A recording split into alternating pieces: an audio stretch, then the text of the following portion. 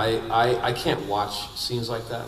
I don't go to movies that have that in it. If the TV show is showing it, I have to shut it off or I go crazy. It's just, I don't know, with my life, it's not something that I want to watch. So when I got that script, I was just like, you can't make me do this. I'm not going to do it. I'm not going to do it. And they're like, well, you are going to do it. You're contracted to do it. I remember passing Steve DeKnight, who, he didn't come up with the story idea, but he actually wrote the script, and I was like, Steve, you do not realize what you are asking some of the actors to live through. You guys write this, but I have to live it. And when the first shot, I have an old injury of a whiplash, and I was so tense just coming through the door that the whiplash popped off like a firecracker, and I just collapsed on the ground, and it went down from there. I was in the fetal position by the end, just shaking on the floor. So, in defense of all of that,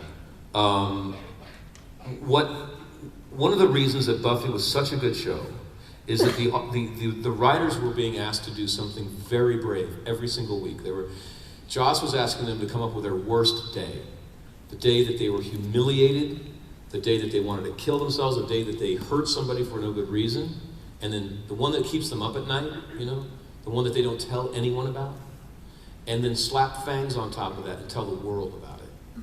And they would literally come into the soundstage, and I would say, great script, and they would go, like, do you see me? Do you know what I just wrote about? I'm so sorry, or so scared.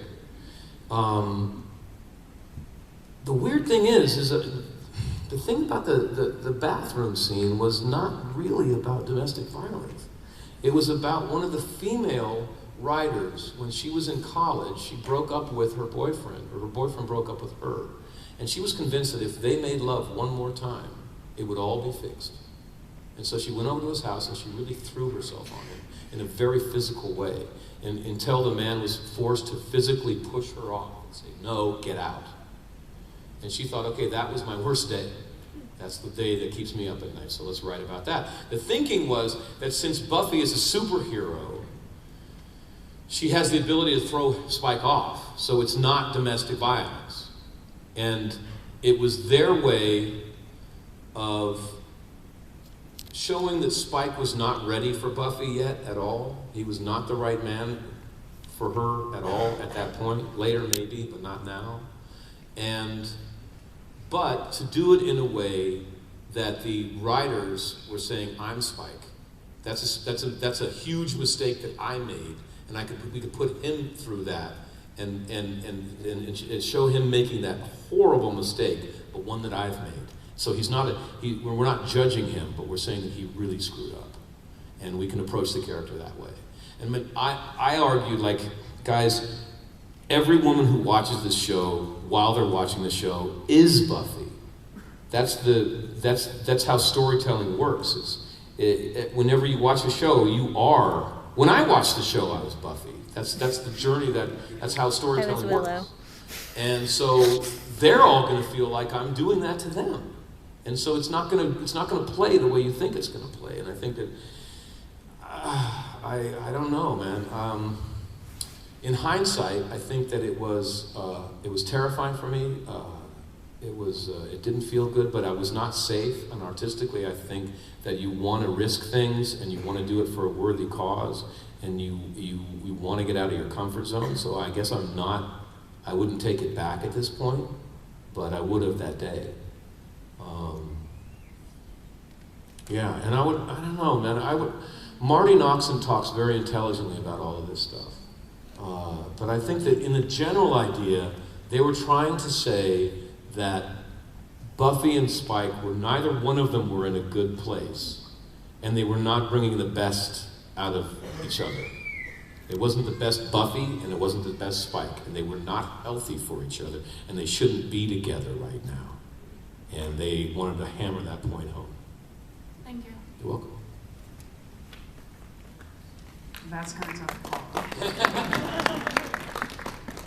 But I speak now to the musician, James. If you could, when you were in character, getting into character as Spike, what are the top 5 songs that you use to kind of get amped, get pumped, and why?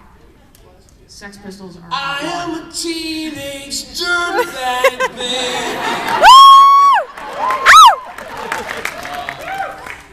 Yeah, Pistols, definitely. No, they're outlawed. You can't. That's too easy. You can't do it. Everclear. This is a song about Spike. He is a badass guy who just happens to be a real good friend of mine. Everybody I know who knows Spike too would agree with where it's at. Spike is cool. Yeah, they wrote a song about Spike. But I mean, like, Everclear is like smashing your head against a wall, the whole album. Like, I can't even listen to a whole Everclear album, but there's one specifically, I forget the name of it, but it was a new release right before that. Yeah, Wheatus, Everclear, some Stones sometimes, and Johnny Lee Hooker.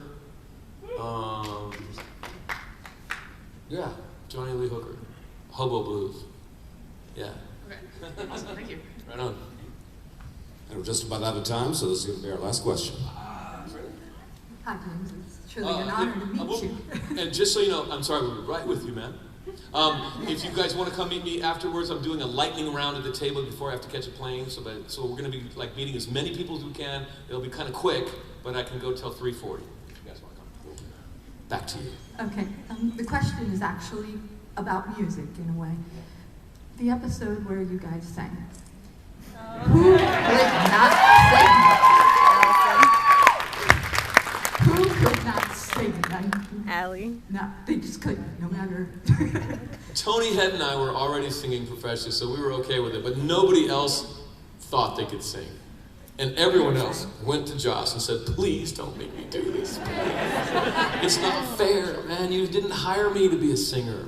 Now, you hired me to be an actor, and I'm doing as well as I can for you in that front, but you're going to put me out in front of 14 million people doing something I can't do well. You're going to ruin my career and this show at the same time. You're insane.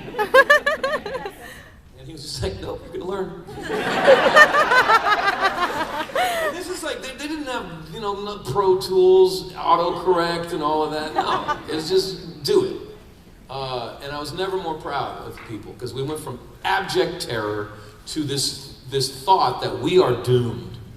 We are going to fail. We know we're going to fail, but we're going to go out swinging. We're not going to complain about it. We're going to do our best. And I was never more proud of the cast for that time. Guys, thank you. I love you guys.